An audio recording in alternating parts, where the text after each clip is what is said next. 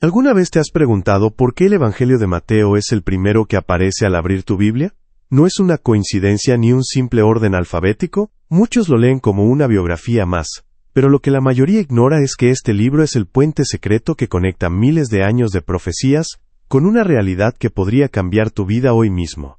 En los próximos minutos, vamos a revelar por qué este texto es la pieza clave que le da sentido a toda la Escritura. Si crees que ya conoces la historia de Jesús, prepárate, porque lo que estás a punto de descubrir hará que nunca vuelvas a leer la Biblia de la misma manera. Quédate hasta el final, porque la última revelación sobre la presencia de Dios te dejará sin palabras.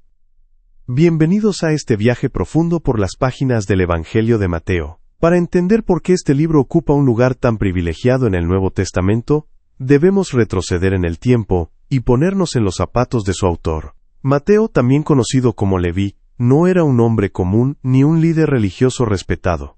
Era un recaudador de impuestos, alguien visto por su propia sociedad como un traidor y un paria.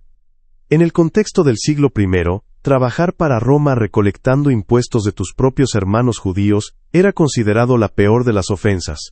Era ser un colaborador del opresor, un pecador público que se enriquecía a costa del sufrimiento de su pueblo. Imagina la escena. Mateo está sentado en su mesa de recaudación, rodeado de monedas y registros, cuando Jesús pasa y simplemente le dice, «Sígueme». En ese instante, el hombre de los números, el hombre que solo creía en lo que podía contar y auditar, lo dejó todo. Su encuentro con Jesús transformó su vida de tal manera, que dedicó sus habilidades de registro, orden y detalle para escribir lo que muchos consideran el manual definitivo sobre el reino de los cielos.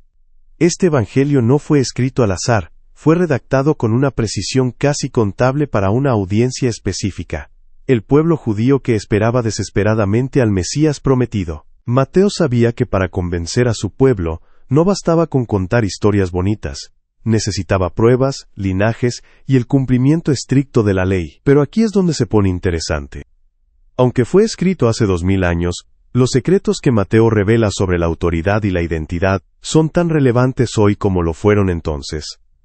En este video, no solo vamos a repasar versículos, vamos a desglosar la arquitectura espiritual de este libro para descubrir por qué Jesús es el Rey que el mundo sigue esperando.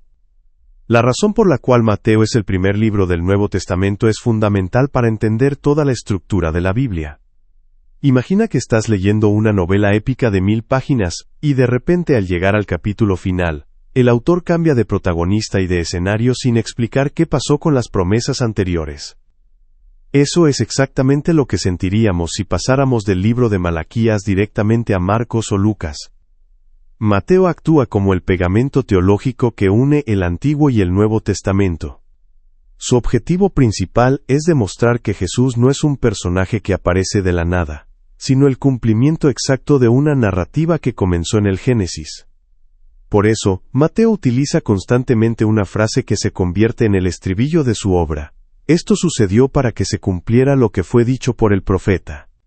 De hecho, Mateo cita el Antiguo Testamento más de 60 veces, mucho más que cualquier otro evangelista. Esto no es solo un dato estadístico, es una estrategia legal. Mateo está presentando un caso ante un tribunal de escépticos. Él sabe que sus lectores conocen la ley y los profetas de memoria, y utiliza ese conocimiento para validar la identidad de Jesús. Por ejemplo, cuando habla del nacimiento de Jesús, no solo cuenta una historia de un pesebre, sino que nos remite a Isaías 7:14 de la mañana, para confirmar que una virgen concebiría. Cuando habla de la huida a Egipto nos conecta con el libro de Oseas.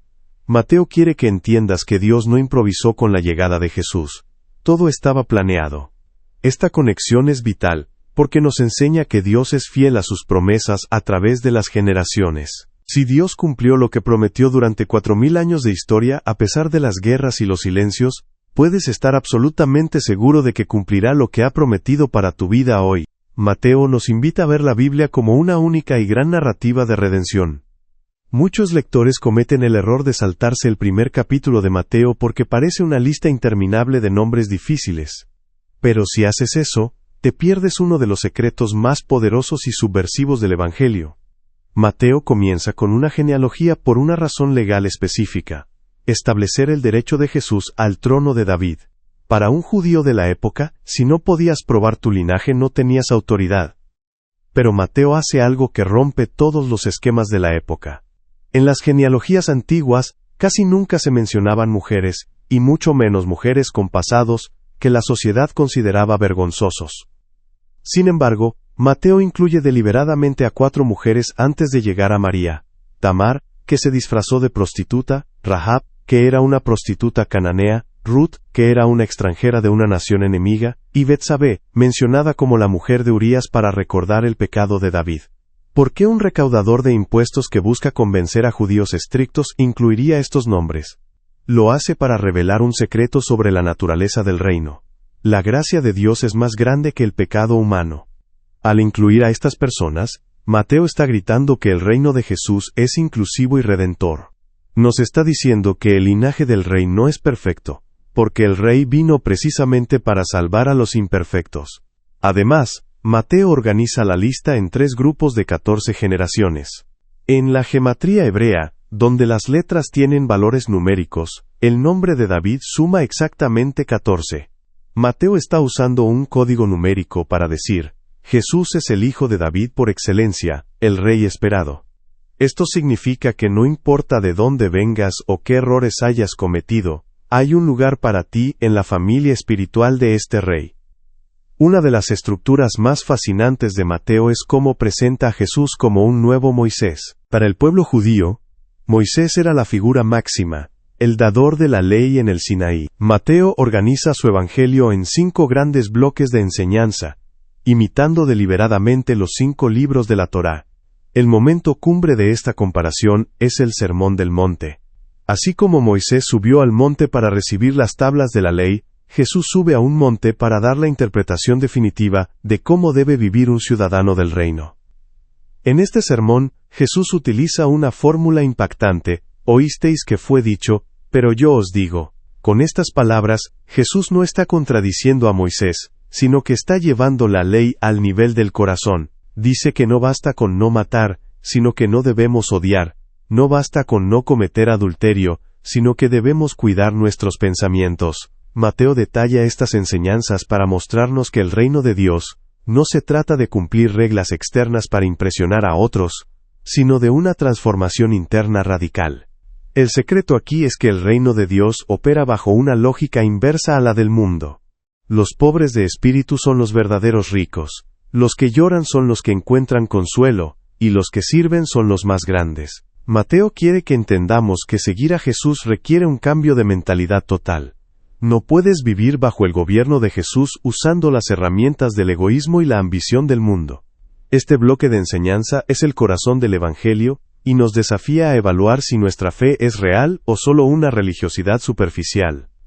Después de las enseñanzas, Mateo pasa a demostrar el poder de Jesús a través de milagros estratégicamente seleccionados. En los capítulos 8 y 9, vemos una ráfaga de actividad sobrenatural.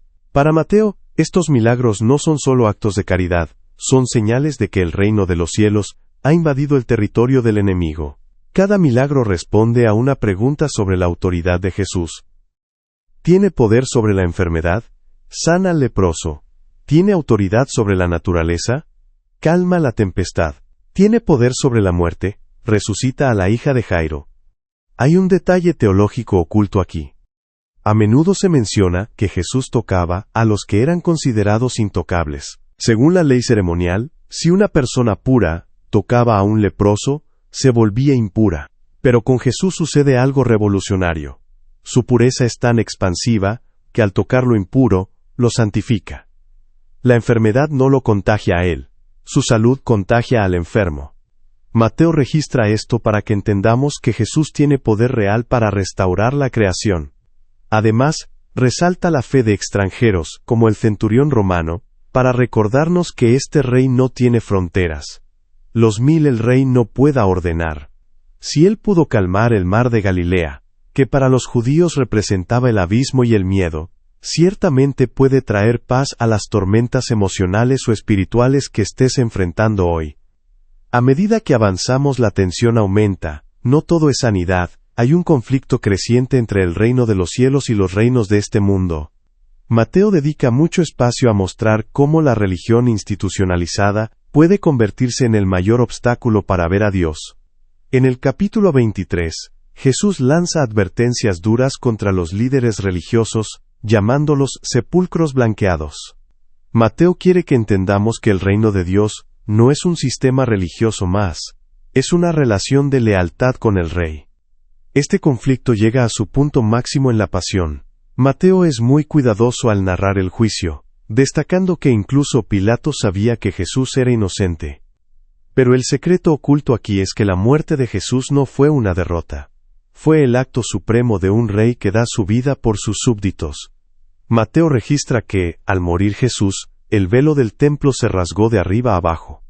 Esto significa que el antiguo sistema de separación ha terminado, y que el camino hacia Dios ahora está abierto para todos.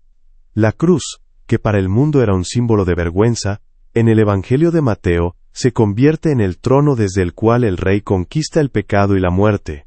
Es el momento donde el rey paga la deuda de su pueblo para que éste pueda entrar legalmente en su reino. Llegamos al clímax. Después de la resurrección, Jesús se reúne con sus discípulos y hace una declaración que sacude el universo. Toda potestad me es dada en el cielo y en la tierra. Esta es la culminación del tema de la realeza que Mateo ha tejido desde el primer versículo. Jesús no es solo un maestro, es el monarca absoluto. Pero el secreto más hermoso está en las últimas palabras del libro. A diferencia de otros relatos, Mateo termina con una promesa de presencia continua. He aquí yo estoy con vosotros todos los días, hasta el fin del mundo. ¿Recuerdas cómo comenzó el libro? En el capítulo 1 Mateo nos dice que el nombre de Jesús sería Emmanuel, que significa Dios con nosotros. El libro cierra confirmando que esa promesa es eterna. Mateo estructura su evangelio como un círculo perfecto. Comienza con Dios viniendo a nosotros en la fragilidad de un pesebre, y termina con Dios quedándose con nosotros a través de su autoridad espiritual. Esta es la revelación que debe transformar tu vida. No servimos a un personaje de libros de historia, sino a un Rey vivo que está presente en tus luchas hoy. La gran comisión no es una carga, es una invitación a caminar bajo la sombra de un Rey que ya ha vencido. Mateo nos deja con la antorcha en la mano, con la responsabilidad de llevar este mensaje a todas las naciones, pero con la seguridad absoluta de que el Rey camina a nuestro lado en cada paso. Ahora que hemos desglosado la estructura de Mateo, la pregunta es, ¿qué significa esto para ti hoy? Entender a Mateo no es solo acumular datos bíblicos, es cambiar tu ciudadanía espiritual. Mateo nos enseña que vivir en el reino de Dios significa priorizar lo que el Rey prioriza. Significa que nuestra ética no se basa en lo que otros ven, sino en lo que Dios ve en nuestro corazón. Cuando Mateo dejó su mesa de impuestos, no solo cambió de trabajo, cambió de Señor. Dejó de servir al dinero y al imperio romano para servir al Rey de Reyes. Este evangelio nos desafía a buscar primero el reino de Dios y su justicia, con la promesa de que todo lo demás será añadido. Nos enseña a perdonar porque hemos sido perdonados, a dar porque hemos recibido, y a amar incluso a nuestros enemigos.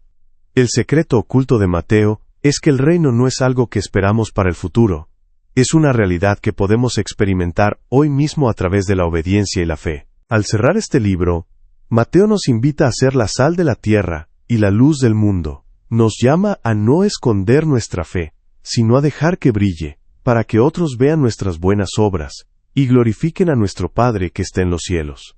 La pregunta final de Mateo para cada uno de nosotros es, ¿quién es el Rey de tu vida? El Evangelio de Mateo es el mapa que nos muestra cómo el cielo ha bajado a la tierra. Hemos visto cómo conecta las profecías, cómo redefine la gracia, y cómo establece un nuevo estándar de vida. Pero lo más importante no es lo que Mateo escribió, sino lo que tú harás con esta verdad. ¿Reconocerás a Jesús como el Rey de tu vida hoy mismo?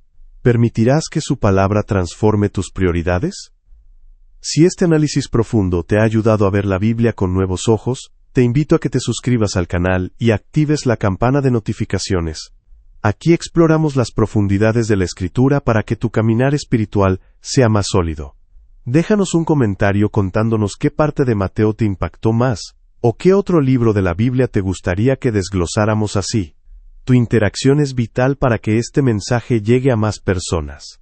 No olvides darle like si encontraste valor en este video, y compártelo con alguien que necesite recordar que no está solo. Gracias por acompañarnos en este recorrido por el Evangelio del Rey. Recuerda, Emmanuel, Dios está contigo hoy, mañana y siempre. Nos vemos en el próximo video.